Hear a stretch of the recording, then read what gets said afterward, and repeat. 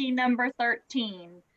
Those of you that felt excited enough and confident enough to be part of the 13th class of Watershed Stewards Academy, on behalf of the board and the staff, I just want to welcome you and thank you for taking this journey with us tonight.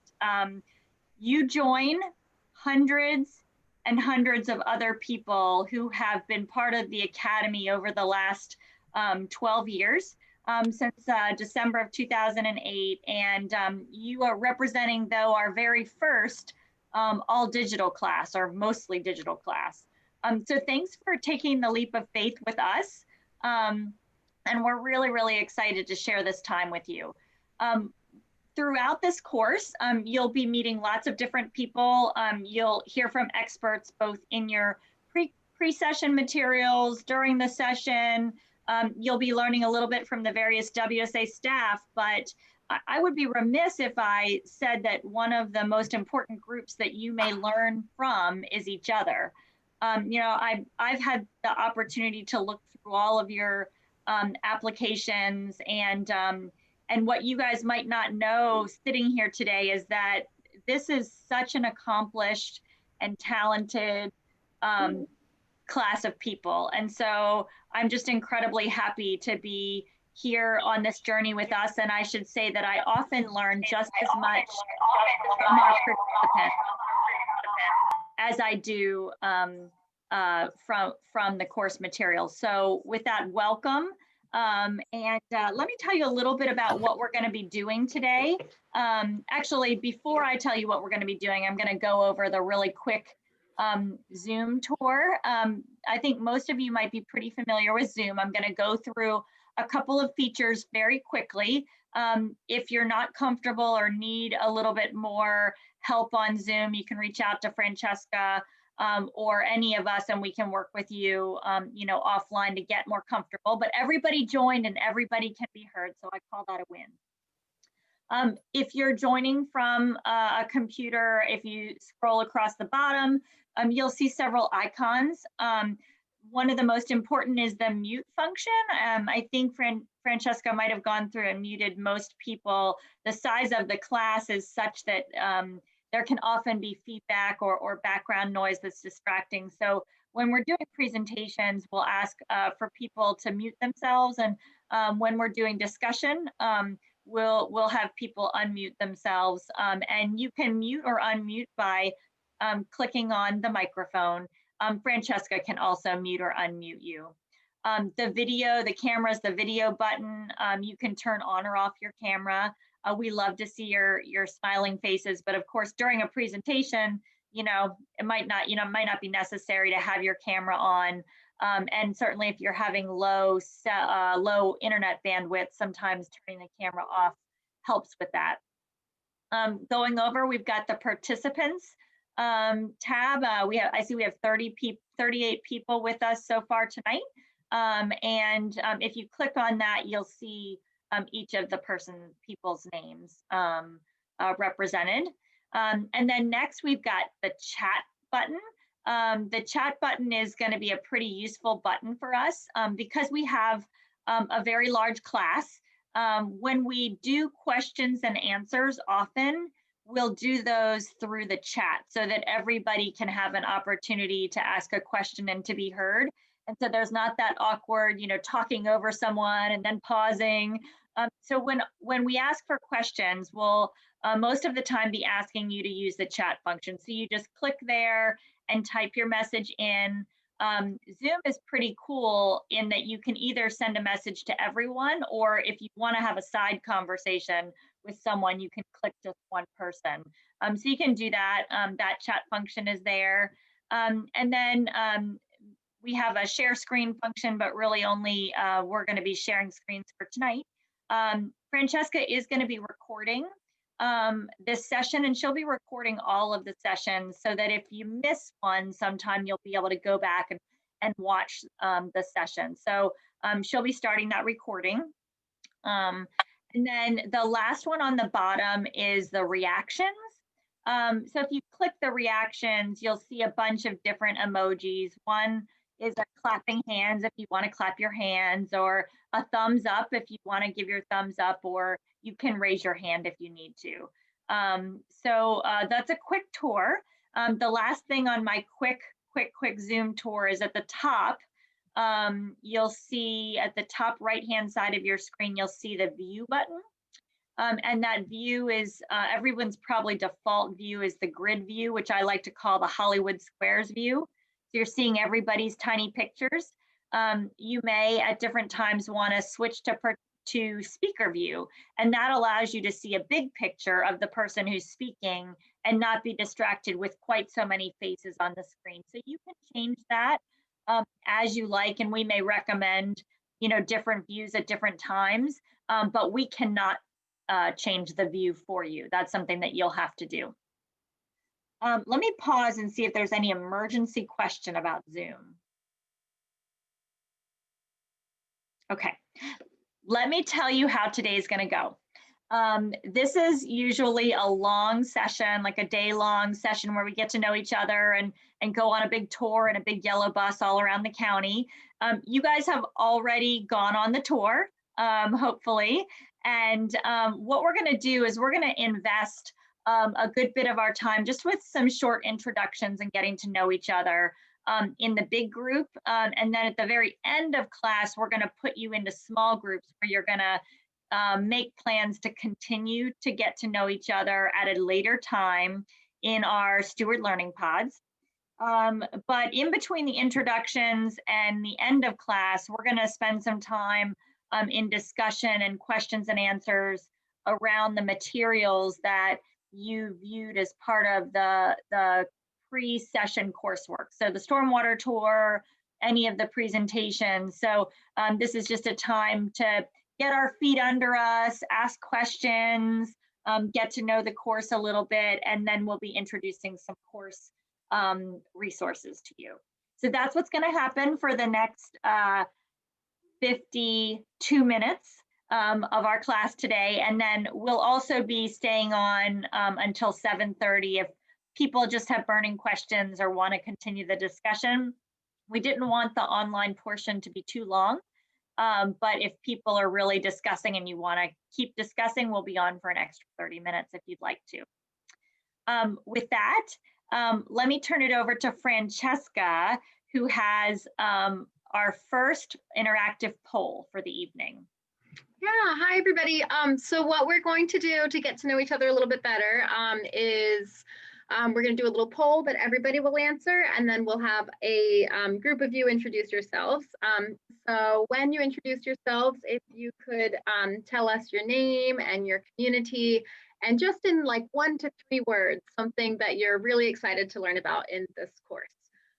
So my name's Francesca. I live in Eastport in Annapolis, and I am really excited to learn more about restoration. I'm actually going to be alongside this class with you. I'm the Steward Engagement Specialist with WSA, but I'm not yet a certified steward, so I'm really excited for that. So with that, I'm going to start the first poll. So you'll have a little question pop up on your screen. And the question is, what watershed do you live in? So it's multiple choice.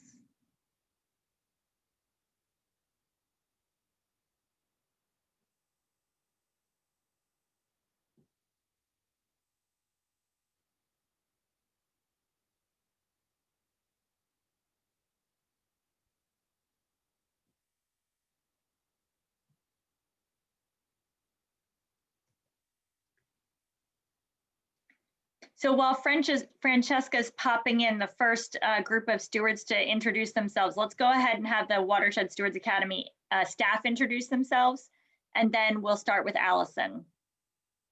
And if people are looking at the chat, Francesca's pasted the first group of 8 stewards to introduce yourself. So it'll go Alice, Chris, Cynthia, Dagmar, Diane, Elizabeth, and Elmer, just in that order. So let's start with Josh. Want to introduce yourself, have WSA staff go first, and then the stewards.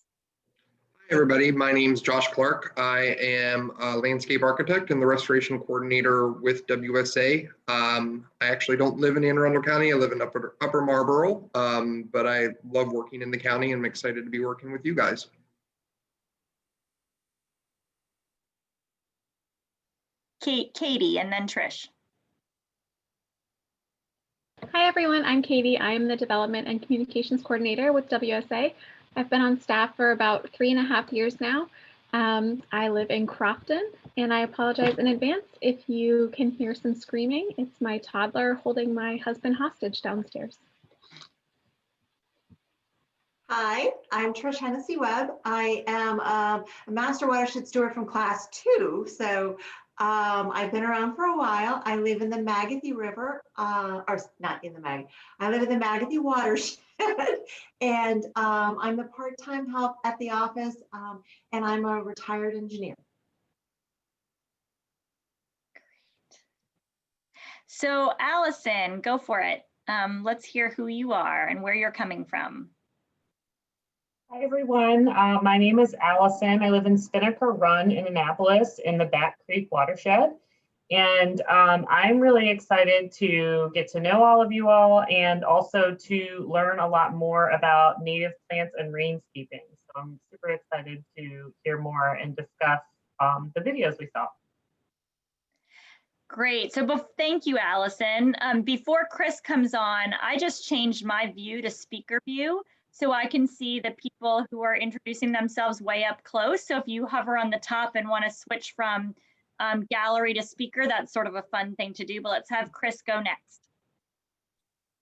Hi, I'm Chris Desimone. I live out in Oyster Harbor. We're right out, it's the Annapolis Neck Peninsula. So if you go out past Eastport and keep going basically out towards Thomas Point, we're out in that area. I'm interested in just about everything, stormwater management and restoration primarily though. So that's me. Welcome, Chris. Cynthia. Hi, I'm Cindy Garmo. I live with him here in, we live in Annapolis Landing in Riva, and I'm not sure what I want to do. I think I probably know the least of anybody in the class, so I'm not sure what I'm going to like the best. Don't know. Thanks, Cindy. While you're on the screen, let's just go ahead and have your better half introduce himself, since the two of you are there together. And tell us why you guys are doing this together as a couple. Yeah, I'm definitely not the better half. And I know my name comes up as William, but I go by Bill. As Cindy mentioned, we're in Annapolis Landing, so we're on Beards Creek, feeding into the South River. And from my perspective, two of the things I'm really interested in learning about, one is aspect of sedimentation, because we see a lot of that flowing into Beards Creek, flowing into the South River, but then also about rainscaping. And why we wanted to do this together, well, I think we just love doing things together for one, and we both love the outdoors and love nature. And now that we've kicked all of our kids out of the house, we have more time to actually hopefully do some things together. Awesome. Well, welcome, Bill and Cindy. Or I'm sorry. Did I say that right, Bill and Cindy? Yep, Yeah. that's perfect. Okay, good. So we had a class one time where we had 3 married couples, one that had just gotten married, one that was at the end of, empty nesters like you, and one right in the middle. So it's fun to have another married couple. Welcome. Dagmar. Yes, I'm back. Can you hear me? Yes. Oh, good. But I'm on my little handheld Android, so it will go back and forth and sideways, I fear. Perfect. Okay, I didn't get the question you asked. Tell us where you're coming from, your community, and I know you're from St. Luke, so maybe you want to tell people a little bit about that. And then if there's one thing you're interested most in learning about through the Watershed Stewards Academy course. Okay, I live in Annapolis, in the Eastport section of Annapolis, and I am on the the environmental committee of St. Luke's Episcopal Church. And we have a very large project that the church started about 4 or 5 years ago, before I joined. And it is what's it called? Help.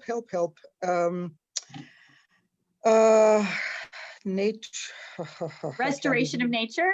Restoration, thank you so much, of nature. Whoops, here we go again. Oh, no. We can hear you. Oh, good. Let's just do the hearing. Sorry about that, folks. It is on, the property is on 4 acres of land.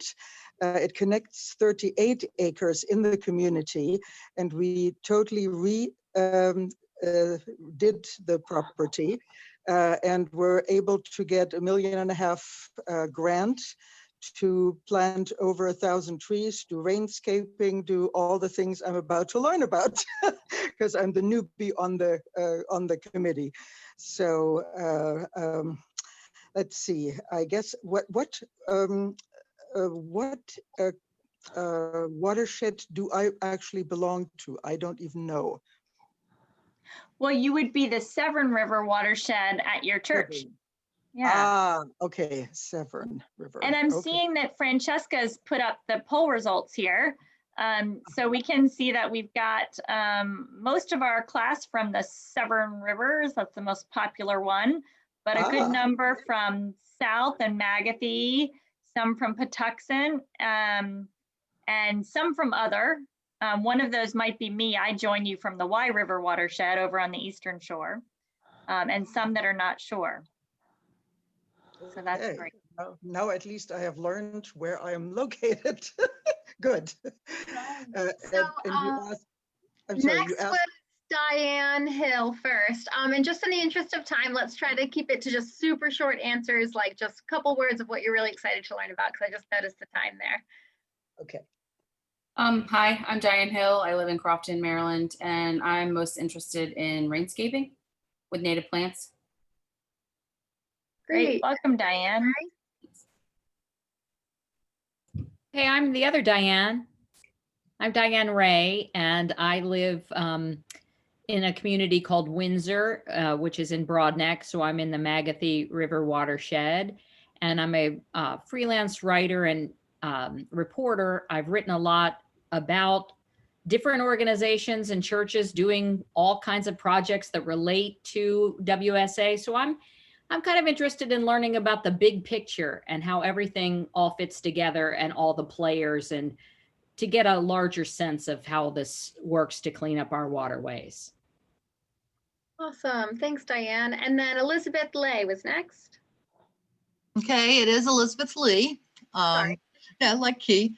And I live in Witheransea, which is a small community off of 214. And we're a peninsula that has Beards Creek on one side. We're across from Annapolis Landing. And I've been here for 35 years and have seen a lot of changes, particularly in sedimentation off my own land. I'm most excited about learning local resources to actually do things on the ground. I've done a lot of work at the federal level, some on policy and some on communications, but I'm really interested in getting my hands dirty and making an impact right here at home. Great. And Elmer? Yeah, I actually live in Bowie, Maryland, but I'm principally connected here with the group for 2 reasons. One, you got a fantastic group in Anne Arundel. I just love what you've been doing and love the way you do it. But more importantly, my church, which is Mid-Atlantic Community Church, and I'm actually sitting in the church right now. I have a meeting at 7, so I'm going to have to leave just a couple minutes early, but I'm actually meeting from the church. We have a 42-acre campus on the headwaters of the South River. We're immediately south of Crofton, and we're very, very close to Davidson. We edge on Davidson Road, but you can't see the church from there. But there's literally acres of rain gardens that need to be done in the parking lot, and a whole bunch of other things that desperately need to be done. I probably need a degree in sociology, though, to convince the right people to do it easily. And that's where my biggest problem lies. I'd also love to get involved with the high school at Crofton. So that's my interests. Great. Thanks, Elmer. So what I'm going to do now is I'm going to launch the next question. So you'll see another one show up on the screen. And just realizing the time, if maybe we skip the question of what you're most excited about, or if you have like 3 words like plants or landscaping or something like that, just so we can get moving on. So there's the next poll, and I will put the next group of people while you're answering that. So we will start with Eric.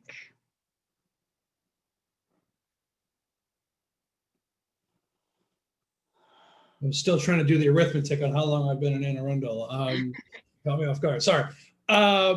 Yeah, I'm Eric Kreifeld. I live in Pendennis Mount. We're right next to Jonas Green State Park, right upstream. And I'm most interested in, I guess, the rainscaping, but pretty much the whole thing. Great, awesome. Thanks, Eric. And Jackie Neighbor? Yeah, I'm Jackie Neighbor, and I'm in Martin's Cove, which is just off of Mill Creek near Cantlers, and just excited to learn how to get my community together and make things happen. Awesome. And then we have Jim Palumbo. Yeah, hey, good evening, everybody. So Jim Palumbo, I live on the other side of the Back Creek headwaters from Eastport. And I currently work with the Navy facilities in the DMV region, part of which has environmental. So looking for opportunities maybe to be able to partner up between this and the Navy and a better idea how to do native plants, because I planted a bunch last spring and summer and killed about 90% of them. So I've got a lot to learn on that front. Oh, that's great. I'm glad you're here. And then we have Jan Wilson is next.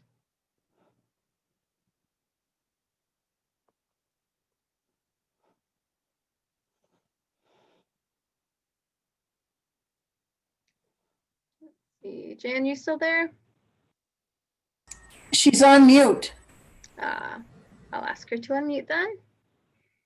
Unmute my audio. There I am. Gotcha. Okay.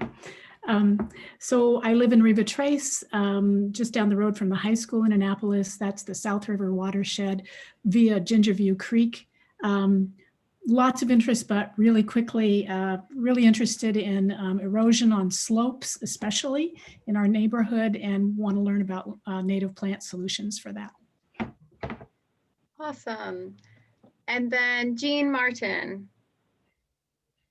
Hi, I'm Jeannie. I live in Cape St. Clair by Broadneck High School, and I am looking forward to, I guess, rainscaping mostly and stuff like that. Great.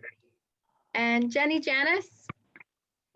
Hi, I'm new to Anne Arundel, just moved here, and I've worked for 9 years as a landscape architect, and I'm interested in the resources and just learning about the community.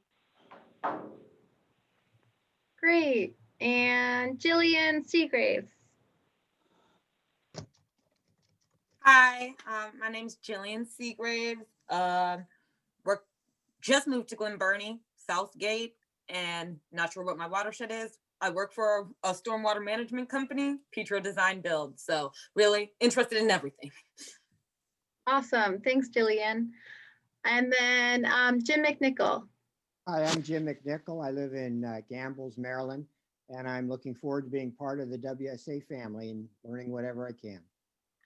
Awesome. Thanks, Jim. All right, so I'm going to share those results. We have a lot of native species, as you'll see, myself included. I was born in Annapolis, or grew up here, I guess.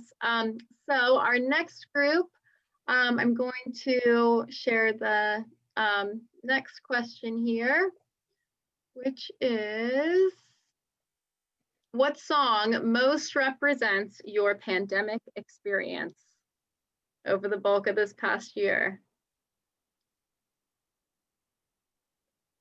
And then the next person to share is Kate, when she's chosen her song, Kate Vogel.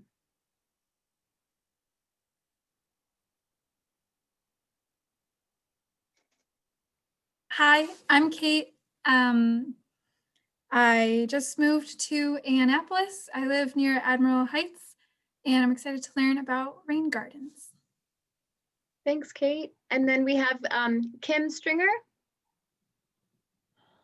Hi, I'm Kim. I'm from Severna Park, so we're on the Magathie River watershed. I'm really excited to learn about rainscaping and Maryland native plants. Awesome. And Kristen Silva.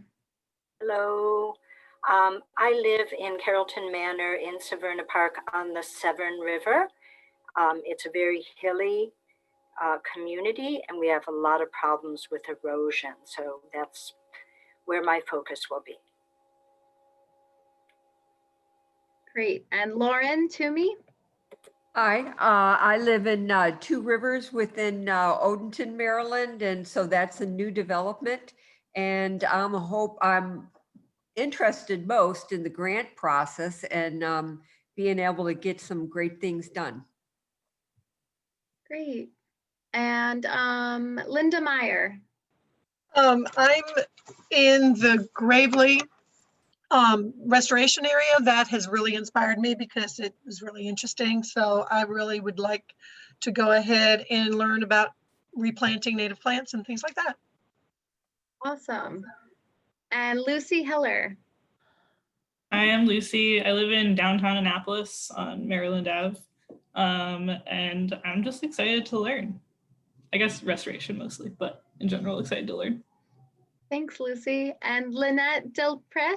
I hope I said that right. Yeah, Delpret, that's okay. I live in Severna Park, Magathie watershed, but I'm hoping to do work where I work at Maryland City Library and hoping to do work maybe with that community and the Patuxent watershed.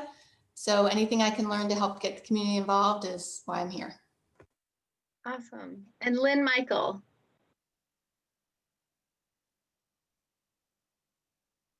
Sorry, I was muted.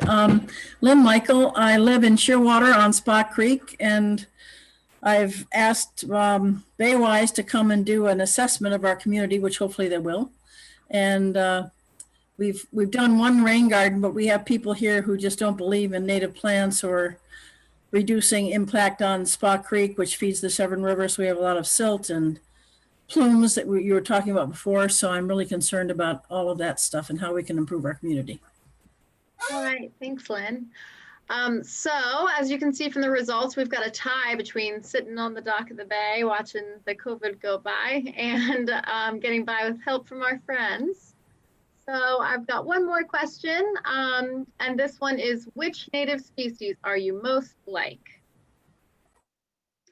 And once you've answered, we will start with Marie.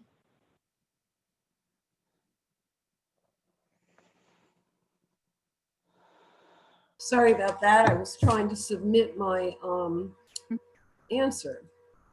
This is tricky, right? This is the trick part of it. I'm Marie. I live in Lock Haven, which is South County on the South River watershed.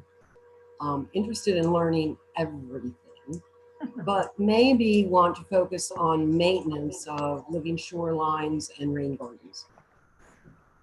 Thanks, Marie. And then Mary. Yes, hi everyone. Mary, I live in a community called Beechwood Hill, which is in Annapolis, bordering Quiet Waters Park. And I think I'm most interested in pushing forward a paradigm shift we're trying to do in our community from traditional landscaping to rainscaping, and how can rain gardens and native plants in common areas be a demonstration effect for residential homeowners to do the same thing. That sounds so good. Next, we have Meg Kirkendall. Hi, everyone. My name's Meg. I live in Odenton. I'm pretty new here. I've been here less than, I think, 2 years now. So yeah, what I'm most excited to learn about are rain gardens. Great. And then Melissa Richardson. Hi, I'm Melissa. I'm new. I just moved in November. I live in Glen Burnie, off of Marley Creek, which I think is the Patapsco Rivershed, but I'm not sure. But I'm really interested in learning about preventative measures we can take because my community is new and still under construction. So that's what I'm looking forward to. Wonderful. Nancy Evans. Hi. I live in Deal, Maryland, which is as south of the county as you can get. And I'm interested in learning about obtaining money through grants so we can do all these wonderful projects. Great. And then Phyllis. I am in Hillsmere, which is on the South River. And I am most interested also in grant writing. And I'm interested in behavior change to get people to just stop planting grass in lawns. Awesome. Stacy Allen is next. Hi, I'm Stacy Allen. I'm actually south of Nancy. I live just above the Calvert County line in Holland Point, and most of my community is in the Herring Bay watershed. I'm interested in rainscaping. My front yard is currently a pond and has been that way for most of the year. And that's sort of the truth for my community, so I want to help. And Stacy Wildberger.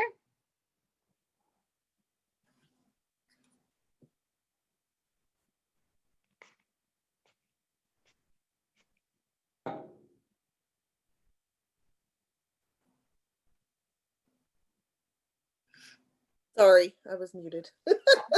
I'll do it again.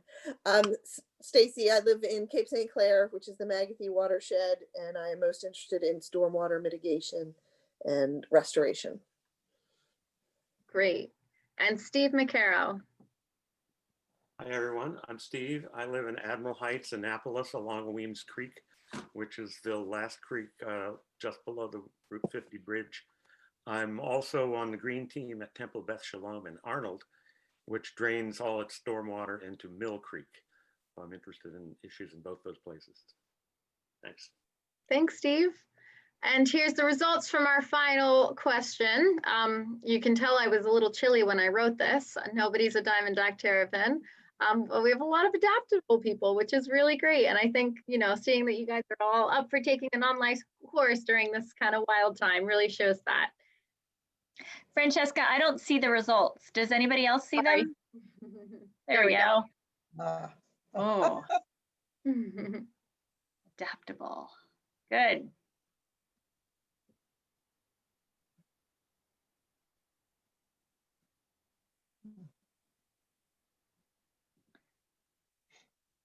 Hey, Francesca, before you move on, I saw Gray snuck in and I'd love for them to get an opportunity to introduce themselves. Thanks, Katie. Hi, everyone. My name's Gray Brummett. I am the restoration technician. I'm running our Replant Anne Arundel program right now to help replant Anne Arundel County. We're finishing up our first year right in a couple of months. I am born and raised in Annapolis, Maryland, but have been living in Baltimore for the past, 10 years now. So nice to see and meet you all. Thanks. Francesca, did we finish with all of our introductions? Yeah, that's everybody. Awesome. So Josh is gonna throw up a quick presentation for the next part of our class. And for the next maybe 20 minutes, we're gonna just do a little Q&A about the tour and about the materials that you guys viewed. And again, you know, after the class, if people have more questions and answers, we can do that. Josh and I are going to just go through like a couple quick highlights.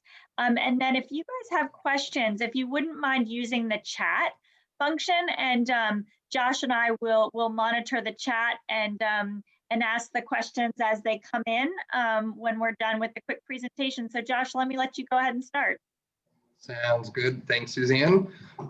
So kind of working through the virtual stormwater tour that everyone took part in. We first started with Timber Creek, which was our degraded stream. And some really key takeaways that we want to make sure that you guys get is, first of all, sometimes when you see green space, that doesn't always mean that it's good. I'm hoping that as we are training you folks in the course, if you don't have an eye for it yet, you'll be able to identify invasives and really kind of read the landscape that way. I also want to highlight that water volume. You know, the whole flash flood or the whole volume of the water can be just as bad as the pollutants that go into it. You can kind of see in this photo from the outfall how destructive that water can be. And I want to kind of highlight the community there. You know, the community member was talking that it took 30 years to get to this point to where we're actually working on restoring that stream, and that's really exciting.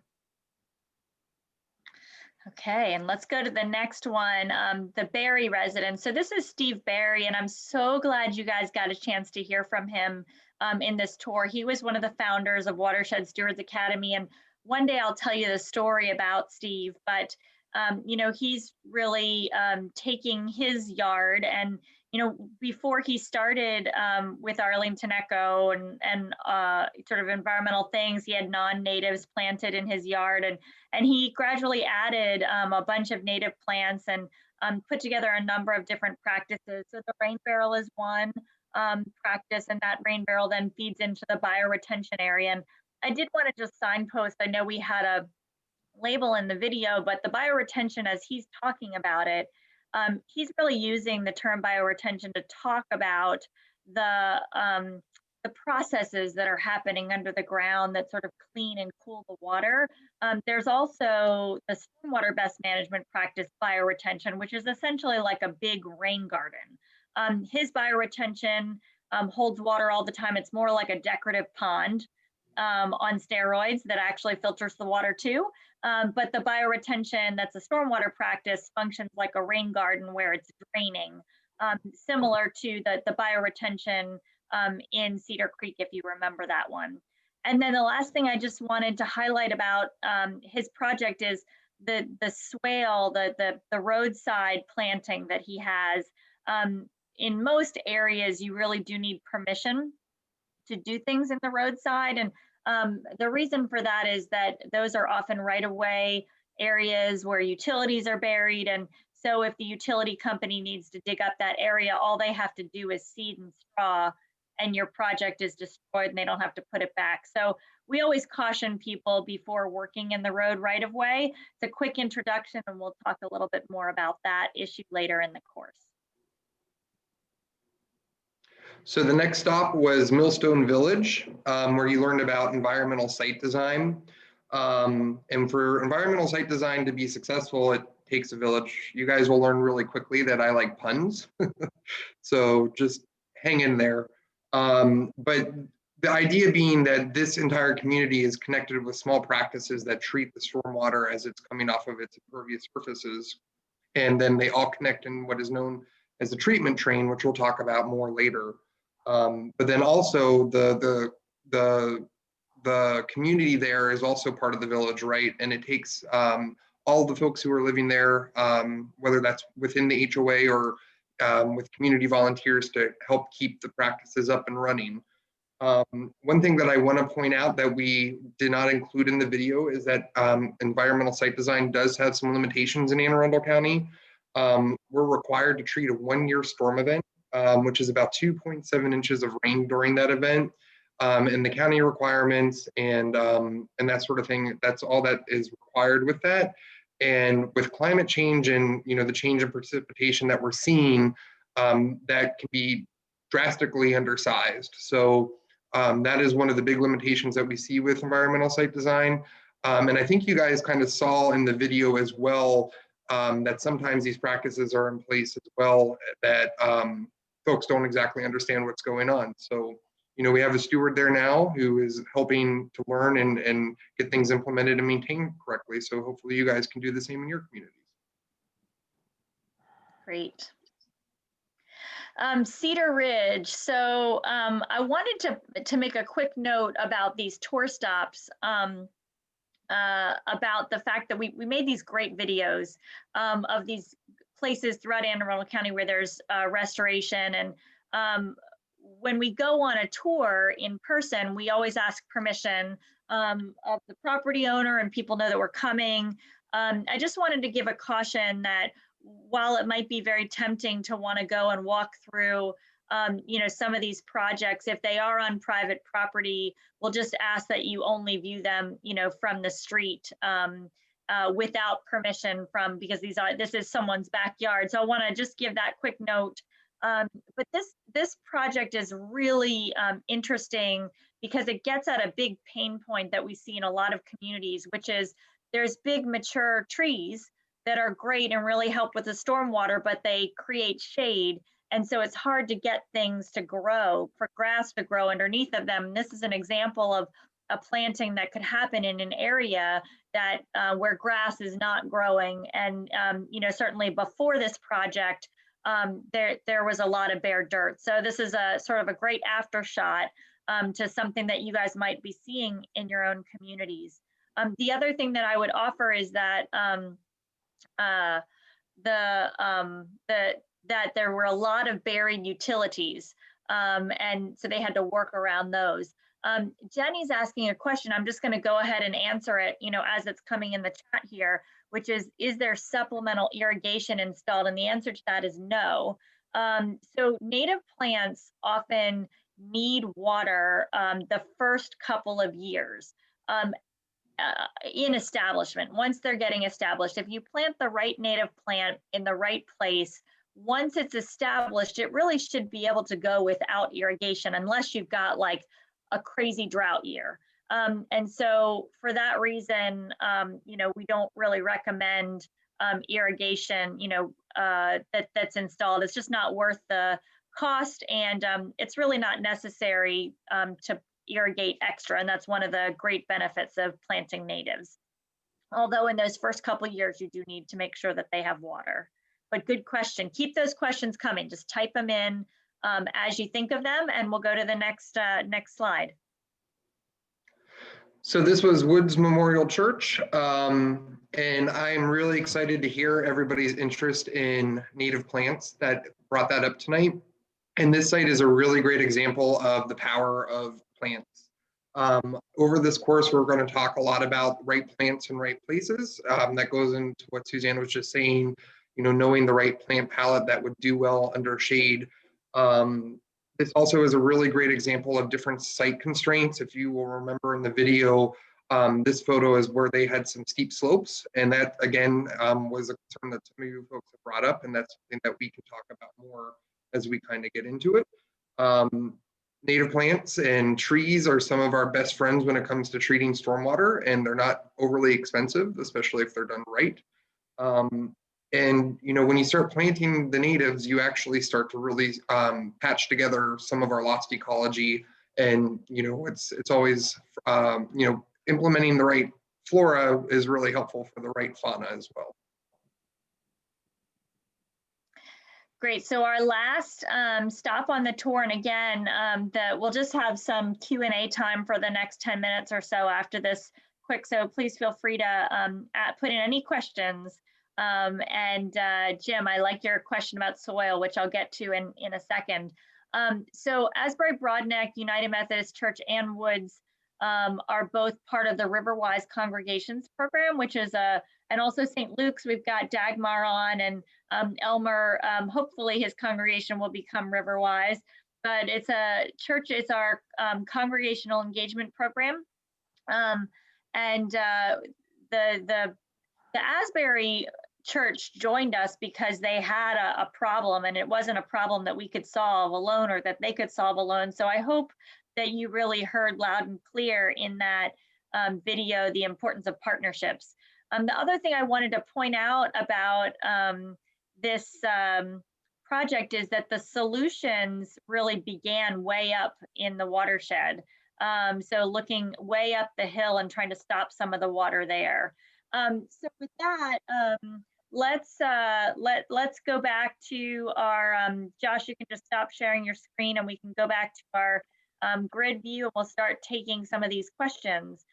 So why don't we go every other one, Josh? I'll take the soil type. So soil, we'll have a whole session or video on soil, but soils are incredibly important. Whatever soil, native soil you have is the soil that you're supposed to have, but sometimes our soil have become degraded through development and activities, so that they're sort of stripped of organics or compacted. And certainly knowing what kind of soil drainage you have is important to understanding what kind of practices that you can put in. So we'll be talking a little bit more about soil. It couldn't be more critical. So the answer to the question, Jim, is could not be more critical. And I'm so excited to dig into that a little bit more. And I have a direct message to me from Marie, but I'm wondering if you all are seeing Allison's question first.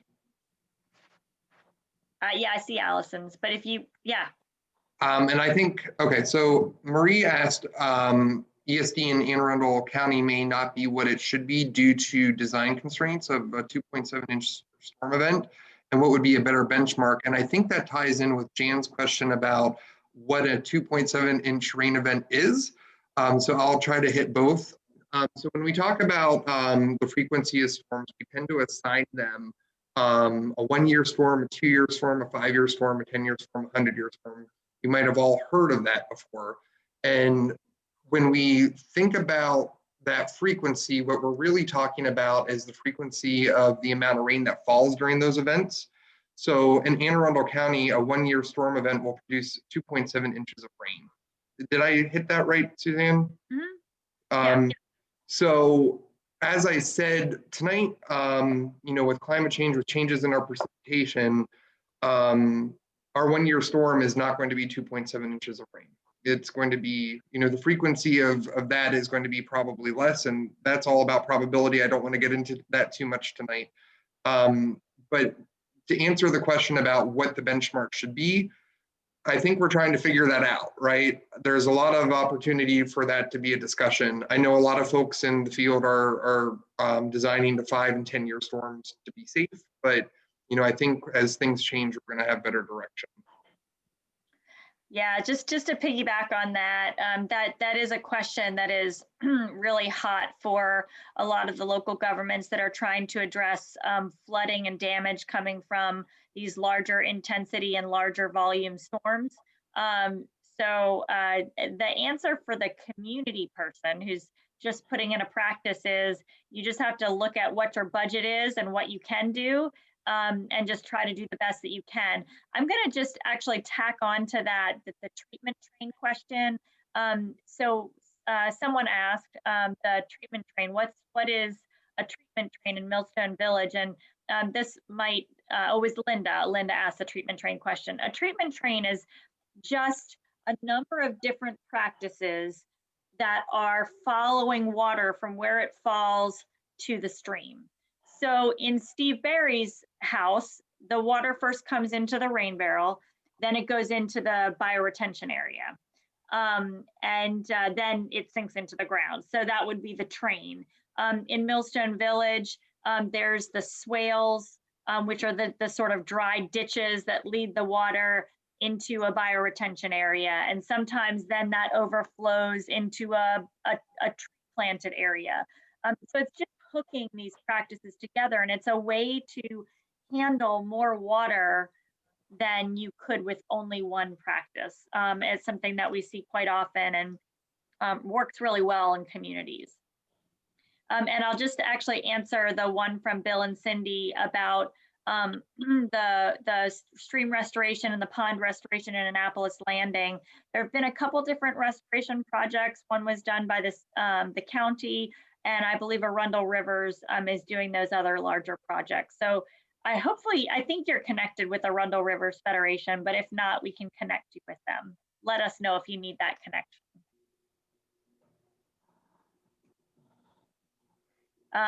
Do you want to talk, Josh, do you want to take the one from Chris about who's responsible? That's a great question, Chris. And we'll touch on this in GIS. A lot of times if you have a practice in your community and you have an HOA, you might be able to find out if your community is responsible. If you have one at your house, if you've bought a house recently, there's a good chance that it's probably been built after ESD was implemented, which means you're probably responsible. But when we look at GIS, the county has done a really nice job of mapping the BMPs that they're in charge of. So I'll make it a point when we are training you guys with GIS to actually show you how to look up those BMPs and then determine who's in charge of that. That was a very short answer, but. So I'm going to just take two more and then we're going to move on to our next little bit. We're going to, if we don't answer one of these questions, we'll try to do it through email. And we'd also invite people to stay after if you want to keep talking. And then if you want to talk more over email, we can do that. I know this is like a really, really short, quick introduction, but I just want to say Allison's recommending a book, Nature's Best Hope by Doug Tallamy. I couldn't recommend him anymore. And if folks are interested in a great read, and Doug's really sort of the Pied Piper for biodiversity and using native plants. So I'd encourage people to check Doug Tallamy out. He was the keynote speaker at our conference last year. And then Mary M asks how best to integrate upstream areas into our attempt at sustainable solutions downstream. Mary is a strategic thinker, I can see. One of the sort of key pieces that we always try to talk about with Watershed Stewards Academy is that it's hard to solve a problem when it's already a big problem. So looking back up into the landscape and trying to solve and treat small volumes of water where they fall is really the key to efficiently and effectively handling stormwater. And it's how nature used to handle stormwater. So I know there's lots of great questions coming in. Feel free to keep typing them and we'll get back to them. But at this point, I'd like Josh to transition us over to talking about a couple of the course resources. Hopefully most of you, and let me know actually by using the thumbs up button on your reactions, if you can do that. If you received an invitation to look at the Class 13 website.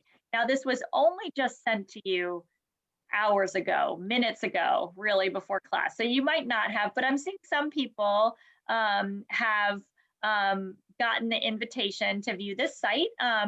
Josh has put it up here on the screen. This is a Google site. And it's sort of an easy way to share information with people. And we've created this site to be a way for us to provide resources and announcements to the class. So we'd like for you to take some time over the next week to explore what's here.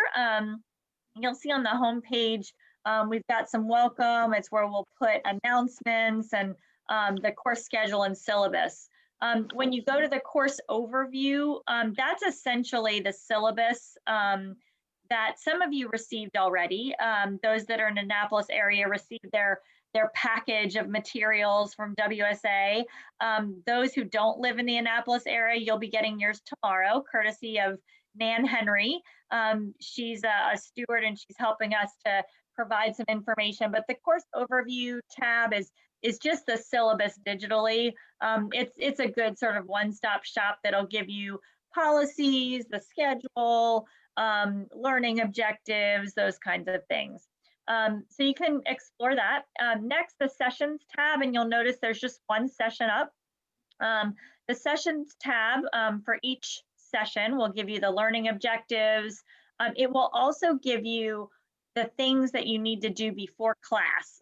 So we've just thrown up here the things that we sent you by email, the videos, the websites to explore, any reflection. And so hereafter, you'll come to this website to actually get your materials and your assessment or your pre-course materials to look at. So as of tomorrow morning, you'll notice the session 2 will be populated with that material for you to take a look at. We'll also, in the session content area where Josh is hovering now, that's where we'll put the videos, the recording of the session, any materials that are in the session. And then lastly, after the session, we'll ask everybody to take the assessment. So just for today, we'll send you the link to that in email, but after that, you'll just go on to the assessment and quiz. And essentially that will ask sort of 2 groups of questions. First, it's gonna ask, how well did you get some of the key concepts that we were after? And we're really testing us, not you, because if you're not getting the answers to those right, we're doing something wrong. So we just wanna make sure everybody's getting the key things. And then we'll also ask you your feedback on how things are going for you. And we really do adjust things in real time, so feel free to let us know. a couple of other things, assignments and capstone. That's where you'll find your homework assignments and your capstone resources. So those are just bare bones pages right now. So that information will be coming. The last page I want to just show you or tell you about is the steward candidates page. The reason that we asked all of you to send a picture in is that we're going to create a little profile square for each steward so you can get to know each other. And we asked for a picture and for you to share a little bit about yourself in the pre-test. And so that information will get populated here. And then lastly, the staff contact. So any questions about the website from anyone? And I'm just going to ask maybe Francesca to monitor the chat. Were there any questions that went in there about, people can also just ask them. Yeah, no questions there. Good. So Josh is also going to pull up your Google folder. So the certification course website is, go ahead and pull it up, Josh, while I'm talking, but is a sort of a one-way. We're going to be able to give you information, but it's not a place where you can give us information. So Josh has made a Google folder for each person in the class. And in that Google folder, as they're provided, you're going to be able to find all the resources for the homework assignments that you have, and you'll be able to complete and turn in the assignments via the Google Drive folder. So Josh, you want to go ahead and give a quick explanation?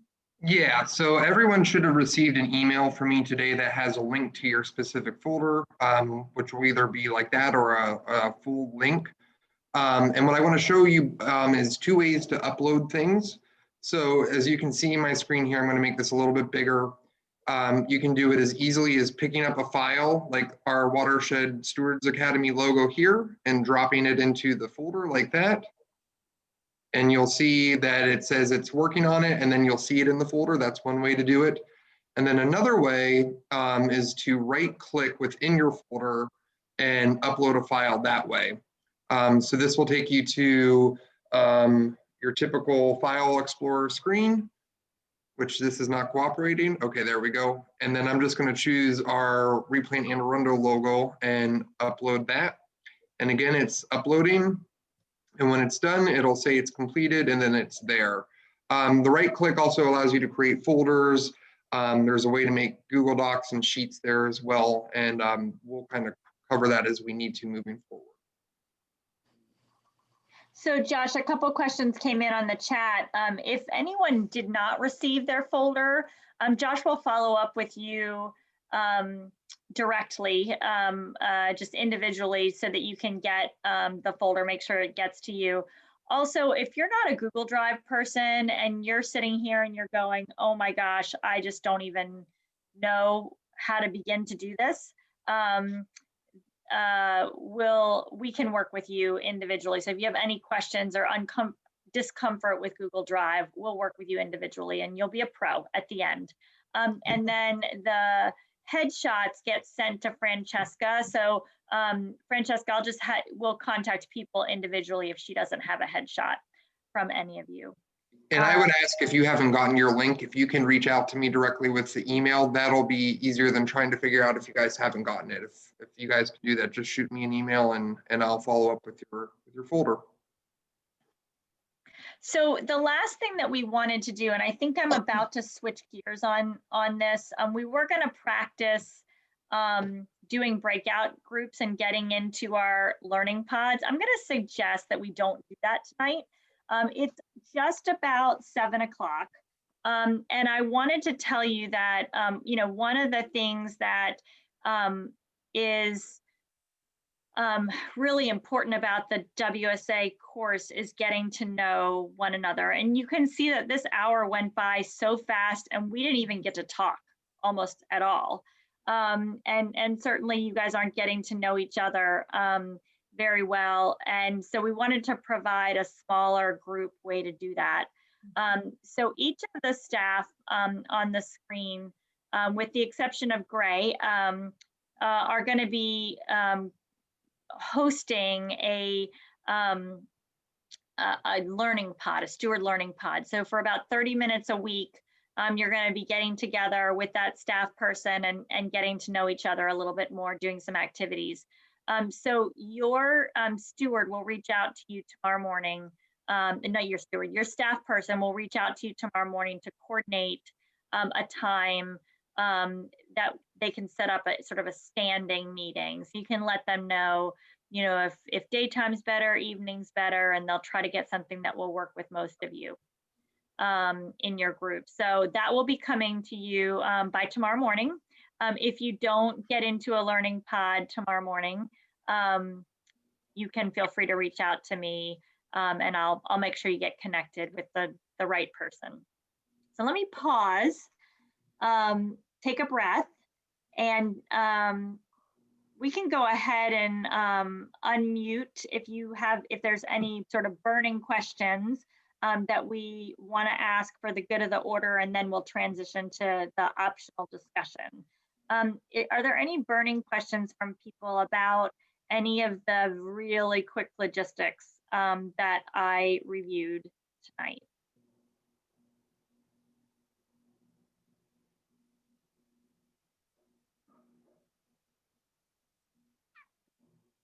Oh, so Katie's asking, can she get a group shot? Yes, let's do that before we end. So if you don't have your video on, everybody's doing that yeah, put your video on. And I know we have to have more than one screen in order to get a group shot, but Katie, you give us direction.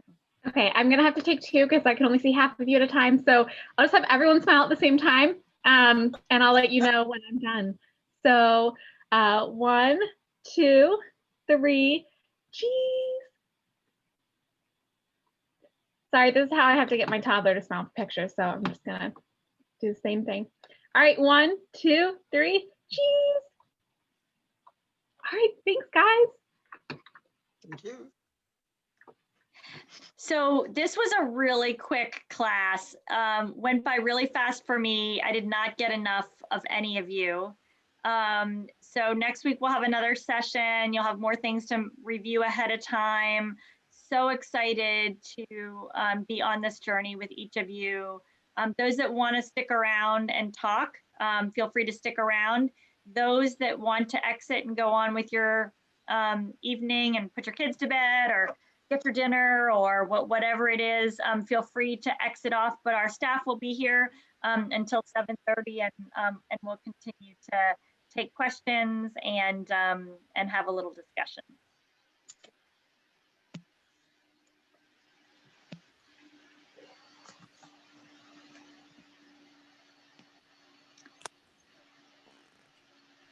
So I'm taking a look at the chat here while people are signing off. Everybody's saying, how many people in each breakout learning pod? 6 to 8 people will be in each pod. So you'll get to know 6 to 8 people. And I actually didn't say this either.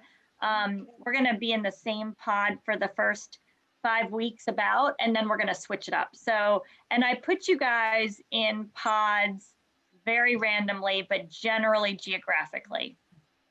Although all the Annapolis people, I didn't pay attention to what part of Annapolis you were from. I just grouped and we'll just sort of get to know each other, and then we'll switch it up a little bit.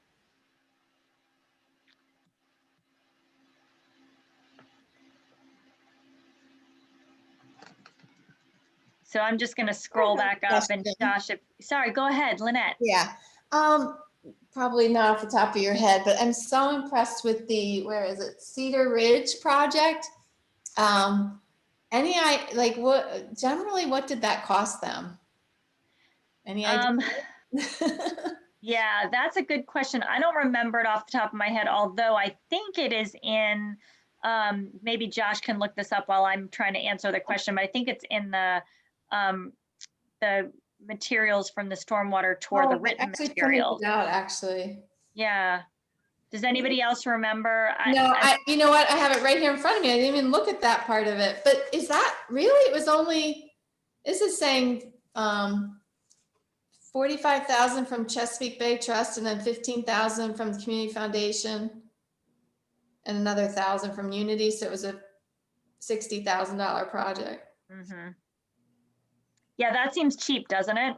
Yeah, and it looks like the homeowners put in another 8. Yeah, it seems very inexpensive, but that one was really so interesting to me anyway. It's fascinating. So yeah, thank you. I'm going to just take some questions from the chat, but other people feel free to jump in. Allison, I don't know if Allison is still here. I don't see her, but she asked, are there requirements for how long BMPs have to be managed after installation? Are there grants available for long-term maintenance? Josh, do you want to take that one? I can, yeah. So if it is a creditable project, the hope is that it's maintained into the foreseeable future. And if it's a county, not maintained, what's the word I'm looking for? County inspected BMP, they're usually on a 3-year cycle where they'll have an inspector out just to make sure things are functioning properly. The sad part about that, though, is there's not a lot of funding available for their maintenance. So if you're working with an HOA or you're working in a community that has any sort of funding sources, you know, it's always a good idea to do a feasibility study to figure out how much that's going to cost and build it into your budget. You know, we have a steward engagement group with WSA that is all about maintenance, the maintenance corps, but they can't get everything done. And then training folks like you, Jim, I don't know how often your master gardeners get asked out to help with that sort of thing, but you know, there are resources there. And part of our 5-year strategic plan moving forward is actually to kind of tackle the maintenance question within the county. So we're hoping as we move forward here in the next few years, we can really direct some resources to that and try to crack that very, very tough nut. Jim, do you want to weigh in on maintenance as you see it from, and can you tell everybody what you do with Master Gardeners? I'm a co-chair of the Baywise Committee in the Master Gardener program for Anne Arundel County. So primarily our focus is on educating. We do it by meeting with local homeowners associations or civic groups. But primarily, once we do that, we get names of individuals who would like us to visit and perform a yard visit, which time we will walk the yard with individuals and answer any specific questions they might have.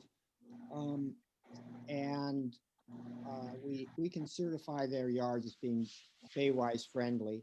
So we kind of dovetail what WSA is doing, but we're not quite as focused on activism, I would say, as you guys are. So I think it's a good complement to have both of these disciplines, you know, in my bag here. I think it'll work well together. Thanks, Jim. And as far as maintenance, it depends on the individual. We don't make people in our organization do maintenance. We're focused on education. However, a lot of the master gardeners really like to do gardening work and they have their pet projects. I know this last fall, I was working with a group from the Bush Library over in Annapolis. They have a newly installed garden around the library, and it was all done with natives. And unfortunately, there was no provision for maintenance. And so some of the local neighbors over there have formed a loose coalition of people who are going out every 2 weeks to help sort of keep the weeding under control until it gets established. So, you know, we have our pet projects that we work with. Great. Jan's got her hand up. Jan, you want to ask your question or your comment? Yeah, this is actually going back to Josh, I think. Lynn Meyer posed the question better than I did. I wasn't really clear. I think she and I both were, but she had to leave. She and I were both interested really in what are those limits for environmental site design? I know it seems to be based on, you know, the size of the storm, but I don't understand what the limits that Anne Arundel County has posed might be. So it's not a limit that the county's imposed, it's a benchmark that the design needs to reach. So what I mean by that is when we design our practices, we typically try to make sure that they can treat a certain rain event, right? So the rain event that is required is the 1-year storm, which in Anne Arundel County is 2.7 inches during that rain event. Okay.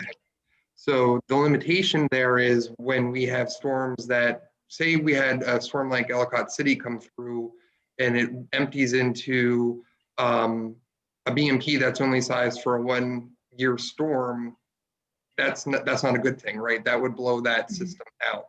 So what it really comes down to is trying to find that balance between the frequency of those storms, you know, I'm tangling on my tongue, the statistical occurrence and the rainfall amount that is kind of attached to that.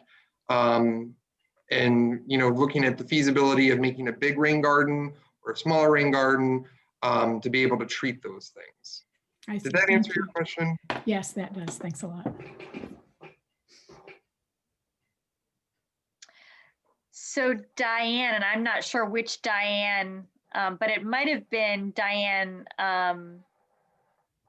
Ray, I'm not sure, and asked the question about Bay Health. So Chesapeake Bay report card comes out every year and they give a grade to the Bay and to the different tributaries. And, you know, we haven't gotten a very good grade in the last many years. And she asked how much of this grade is within the scope of what WSA does. And I want to take this because I have a particular, I have a particular viewpoint. So the Bay report card is comprised of many, many, many different metrics that go along with that.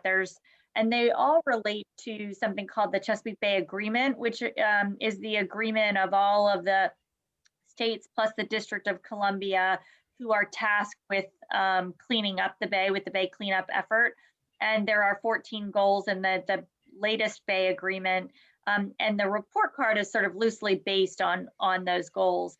So there's many different metrics that go into that, from underwater grasses to fisheries to habitat to water quality. And I think it would be fun for us to get a presentation. I think we should put that on our list to get a presentation from some folks that are involved with the Bay report card. But I'm actually involved with a group of people who is working to include a social science measure in the Bay report card. So for the first time, with the most recent Bay Agreement, there was a social science or a people goal. You know, all of the other goals in the Bay Agreement have been about, you know, all of the natural metrics. But for the first time, we have a people goal. And the reason is that, you know, there are 18+ million people that live in the Bay watershed, and every day those people make decisions and take actions that directly affect the health of the Bay, and the Bay cannot get cleaned up without all of those people's engagement. And so I would say that that's what WSA is. WSA is the people engagement piece of it. Now, there are certainly some things that need to happen from a policy perspective or from local governments in terms of stream restoration, but it all sort of works together. It's hard to sort of separate out. So I would say that people have a lot of control and a lot of power that they don't realize they have to affect Bay restoration. It's not really an answer to that question, but it's my answer. Lauren, do you want to ask your question or make your comment? And it's not political, but are you excited that with the new administration and they are going to be putting climate within all of the actual federal agencies at every level and so forth? So what are you anticipating all the good things that are going to happen as a result of that? So I'll just take that in sort of two things. First of all, Watershed Stewards Academy is a nonpartisan organization. And so as such, I'm required or obligated to say that we don't sort of align ourselves with any political viewpoint. That said, we do know that the science of climate change tells us that the world is changing. And a little personal experience or personal anecdote from me is that I was in first grade in 1981. And in 1981, my teacher, my first grade teacher, her name was Sharon Gibb. And she taught us about a lot of things. She taught us about pollination and a lot of natural things that were not in the curriculum. And she did introduce climate change.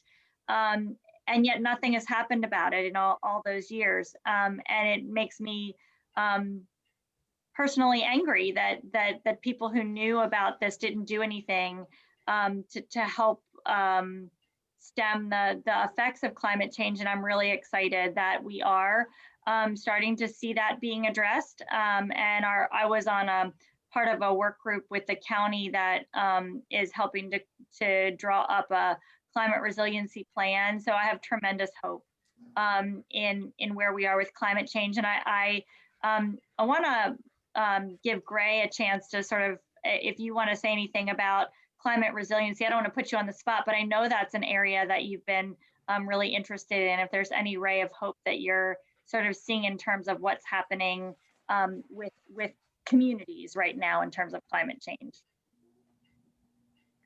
I don't exactly have any good words to say right now, and I'm very tired, but I'm thinking of what Josh said earlier about puns, and all I can think of when you said tremendous is tremendous, so I'll just leave it at that. Awesome. Off of that, for part of our Replant Anne Arundel program, we did really try to work through a resilient tree species list that really took into account the science that we're seeing with climate change to really implement trees that would be happy here over the next 50 to 100 years. And you know, we're trying to be as respectful of the science as possible as we're looking at these things.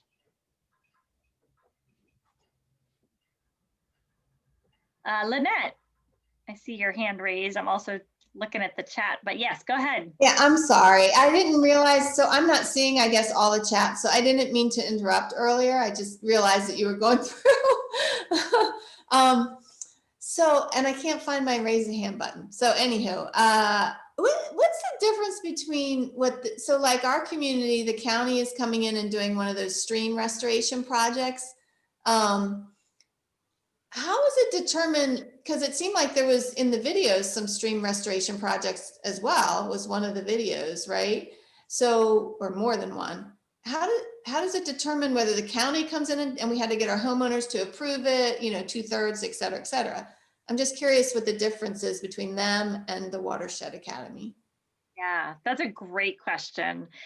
We're going to meet our local government partners and our watershed organizations partners late in the course. But the cliff notes are that every local government is responsible for reducing pollution to the local waterways. And that's part of a federal mandate. They're responsible for creating waterways that are quote unquote fishable and swimmable. And so there's a minimum amount of pollution that can go into their waterways in order to bring them back into the fishable and swimmable area. In order to do that, the local governments, the city of Annapolis, the county, they've all done assessments and studies to try to figure out how can we reduce that pollution. And in Anne Arundel County, our local government has determined that they have a multi-pronged approach to that, one of which is stream restorations. Some of it is restoring some stormwater ponds so that they can be a little bit higher functioning. And there's some wastewater treatment upgrades and some septic upgrades, but there's a number of different things that the county government is doing to reduce pollution. And so they have this whole master assessment of the whole county, and they say, all right, where's our biggest bang for our buck? Which projects are we going to do? So the county has these projects that they're doing all over the place. At the same time, watershed organizations might see an area that isn't getting addressed by the county. And that's what happened in Gravely. That stream restoration was identified by a watershed steward, Laura Mulvaney, and she brought that to the attention of her local watershed group that got a grant to do that. And there are many different grants available, but the grants that they got for that big stream restoration were a combination of funds from the county and funds from the state. So it's sort of a two-pronged approach. We know that the counties can't act quickly enough. They can't fix everything fast enough. And so that's why they often partner with nonprofit organizations to do some of these bigger projects. So it's sort of like everybody working together. The other really important thing to know, and Lynette, you alluded to this, and it's a pretty important thing, is that sometimes the county can't do a project in a community because they can't get the permission needed to use the land or access the site. And so watershed stewards or other advocates are really, really critical to making some of that happen. And there's just a tremendous amount of work that Laura did in her community of Gravely and in Linda's community over the last decade to help the community become comfortable with having this project in their yard. So it really is a partnership. And lots of hand clapping from Elizabeth Lee. I actually like to have a follow-on question when we talk about the county. So in Withering where I live, and the road actually is the highest point, so everything's comes down from there, and it's been known to be a problem for the county for a while. I know they actually have concrete culverts that take them to things, and sometime in the last 9 months, somebody came in and put all this riprap within the area of concrete leading up to the manhole cover. And how would we find out how the county decided to do that? I mean, it actually become a mess, and we have to use our landscaping group to come and clean it out and things like that. And there was no notice to anybody in the county. I don't know if they tell the HOA president, and I'm going to ask him. He's on my list to call to let him know I'm doing this. But so how do we know about that kind of stuff?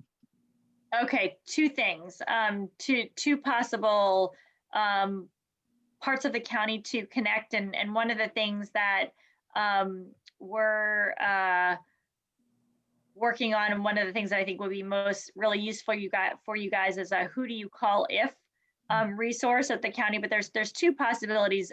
I would venture to guess that it probably was the road district. So your road district is actually right up the street from exactly. you, but yeah. When Hogan first got elected and lived here, our roads got clean like you wouldn't believe. It was really funny. So the roads district folks are usually the first line of sort of action around whatever's happening right around or next to a road. Also, every watershed has their own watershed restoration project manager in the county. And Elizabeth, I'm going to connect you with who yours is, okay. Just so that person, I'm just writing myself a note. That person is, they're sort of in charge of looking at that watershed and identifying where are the restoration, what's going to be, what are the restoration projects we're going to do, and what's going to get funding first, second, third, fifth, never. And so if your area is up for restoration, that person can tell you, yes, it is, and here's where it is, or no, it's not, and here's why. The last thing that I'll say is that if there is a significant problem in your community that is not being addressed by the county because it's sort of too small of a problem for them to address, that is something that your community could write a grant for and possibly get fixed if it's the right kind of project. So we will definitely connect you with people through this course who can help you understand, figure out. That's exactly what I'm looking for. Yeah, exactly. Yeah. Thank you. Elizabeth, I wrote myself a note, but if you don't hear from me in the next day or two, feel free to shoot me an email and say, hey, remember you were going to introduce me to that person. Okay, so it's the restoration person for the watershed. Right. And I actually will send that out to everyone in the class. That might be just a fun thing for everybody to know, even though that group isn't going to present to us for a little while. Lauren, you have your hand up. Did you have another question? Oh, no, I gotta. No, you're right. Can you hear me? Yeah, we can hear you. Oh, okay. So what about BG&E? Because where I live, and I live along the WB&A trail, but then next to that is the high tension power lines and all that right of way. And are they receptive to naturalizing those areas more than what has been done? So Lauren, I'll say just this, that there's been, have you been in the county a long time?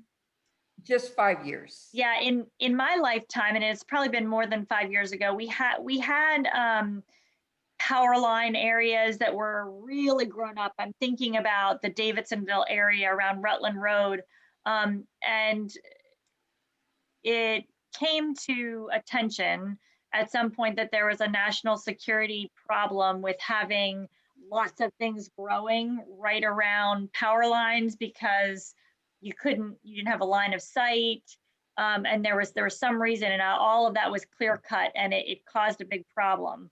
And so some of that vegetation is starting to grow up, but I think that they won't allow it to grow up tall. And of course, trees are a problem getting to power lines, but if native vegetation, even the shrub layer, is allowed to grow back, that would really be beneficial. I don't know what BG&E's specific plans are for right-of-ways in Anne Arundel County, but we can help try to find someone to ask that question of. But there are policies that maybe are even beyond the utility control that govern what's allowed and what's not allowed to be in the right-of-way. Yeah, I think, did some of that maybe initially stem from the blackout in New York, and at that point, that's when they were not letting the trees get as tall and things like that. Did that somehow prompt that? Well, the area that I'm thinking of is from the power lines that are way high, that would be way above tree level. But certainly when there's an ice storm that comes through and everybody's power goes out, you see a lot of trimming that happens. But I think taking a look at those areas and figuring out what can be done would be interesting. I don't know, how much is within their control or our control to influence, but it certainly wouldn't be worth, it would be worth an ask. Okay. So an interesting thing in the 1970s, at least, the Maryland Power Plant Siting Commission gave ecological grants out. It's my first job as an intern at CERC they actually did, which was a breeding bird and native plant study that I did in 6 counties of Maryland. So it'd be interesting to know these many years later, what do they support in something along these lines? Yeah, I know the pendulum has really swung far in some of the thinking about what should go in those areas. And I should say I'm answering these questions, but others of you might have things to add. So please just jump in. This is free form discussion. So jump in. That made me think of the BGE grant that we got for Col Shalom, which was for, what was that grant called, Katie? It's not, I always want to say a community greening grant, but that doesn't sound right. Environment Anne Arundel through the Community Foundation. So. No, Katie, he's referring to the green grant, the BGE grant. Oh, the BGE green grant, yeah. Green grant, yeah. So BGE does have grants for community greening. Yeah. So there's things to look at, and we'll definitely, we have cheat sheets when it comes to some of these, but there's still funds available. I don't know if they're to the extent of what you might have seen when you were working with them, but that's something to keep in mind. Like, who knew? I didn't. And, you know, I didn't get the grant. I was hired to work on the grant. And So Francesca, at 7:30, are you able to capture the chat so that we can just take a look at it tomorrow and see if we missed, I'm sure we missed questions. Yes, I've got it. And personally, I could be on here all night talking with you guys, and we'll keep working on these sessions to help making them as interactive as we can. It was hard to get everything in, I think, in just 1 hour with everybody, but we're so happy, so happy to be sharing this time with you. And Josh is happy to be getting a kiss from Copper there. He's ready for dinner. I have to say the enthusiasm of the staff really does come through. I really appreciate that you know, you're behind this and willing to take on this huge group. I mean, it's going to be interesting, but thank you very much.